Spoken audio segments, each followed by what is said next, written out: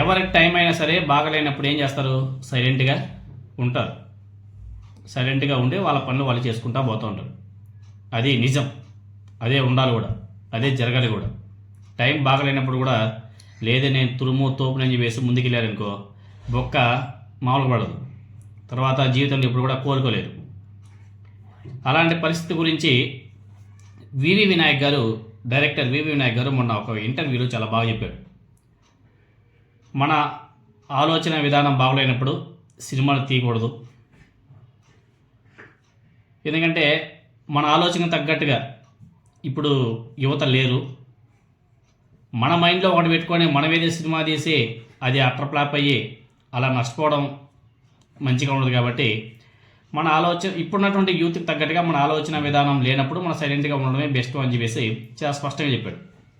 కాబట్టి ఇప్పుడల్లా కూడా తను సినిమాలు తీసే ఉద్దేశం లేదని చెప్పేసి కూడా చాలా స్పష్టంగా చెప్పాడు. ఎప్పుడన్నా మంచి కంటెంట్ అది ఇప్పుడున్న జనరేషన్కి యూస్ఫుల్ అవుతుంది అనుకుంటే అప్పుడు ఏదో తీస్తారని చెప్పేసి కూడా చెప్పాడు. ఎందుకంటే గతంలో అయిపోయింది. కార్లు లేవడాలు, బుల్లెట్లు, ట్రైన్ గుద్దుకోవడాలు అవన్నీ కూడా గతంలో అయిపోయాయి. ఇప్పుడు అటువంటి సినిమాలు తీస్తే ఇప్పుడు ఎవరు కూడా చూడరు. అవన్నీ కూడా గాల్లో కొట్టుకెళ్ళిపోతాయి. అదే చాలా బాగా చెప్పాడు వివి వినాయక్ గారు.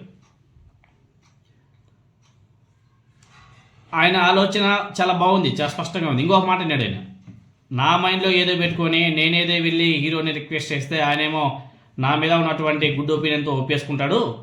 తర్వాత నేనేమో సినిమా కూడా తీసేస్తాను, ప్రొడ్యూసర్ కూడా ఎవడో ఒకడు వస్తాడు, రిలీజ్ అయిన తర్వాత ఆశించిన స్థాయిలో మూవీ ముందుకు వెళ్ళకపోతే నష్టపోయేది నిర్మాత, నాకు బ్యాడ్ నేమ్, హీరో కూడా బ్యాడ్ నేమ్.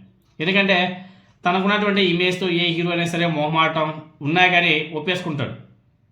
కానీ ఫ్లాప్ అయిన తర్వాత ఒకరి ముఖాలు ఒకరు చూసుకోగలరా? అందుకని చెప్పి అది కూడా చాలా మంచి పని చెప్పాడు.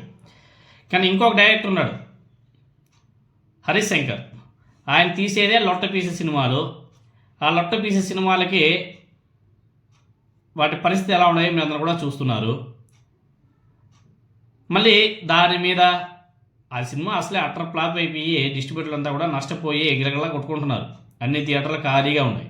కానీ ఈ లొట్ట పీసు సినిమాలు తీసే డైరెక్టర్ హరీష్ శంకర్ ఇంకో మాట అన్నాడు, అర్జెంటుగా చిరంజీవితో ఒక సినిమా చేస్తా, నెక్స్ట్ అకీరాతో ఒక సినిమా తీస్తా, రామ్ చరణ్తో కూడా తీస్తా అని చెప్పేసి మాట్లాడుతున్నాడు. టైం బ్యాడ్ అయినప్పుడు చెప్పాం కదా, టైం బ్యాడ్ అయినప్పుడు అరటి పండు తిన్నా కానీ పళ్ళు ఊడిపోతాయంట. సామెత మీరందరూ కూడా విని ఉంటారు.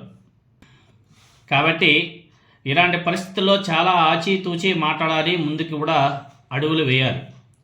ఒక పక్క ఆల్రెడీ ఉస్తాద్ భగత్ సింగ్ సినిమాకి ఫ్లాప్ టాక్ వచ్చి థియేటర్స్ అన్నీ కూడా ఖాళీగా ఉంటే హరీష్ శంకర్ మాత్రం తానేదో అద్భుతమైనటువంటి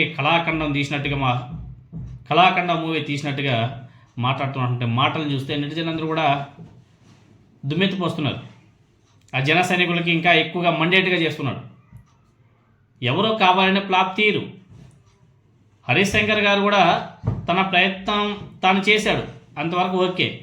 రిజల్ట్స్ ప్రేక్షకుల చేతుల్లో ఉంటుంది కాబట్టి వాళ్ళ నిర్ణయానికి గౌరవం ఇవ్వకపోయినా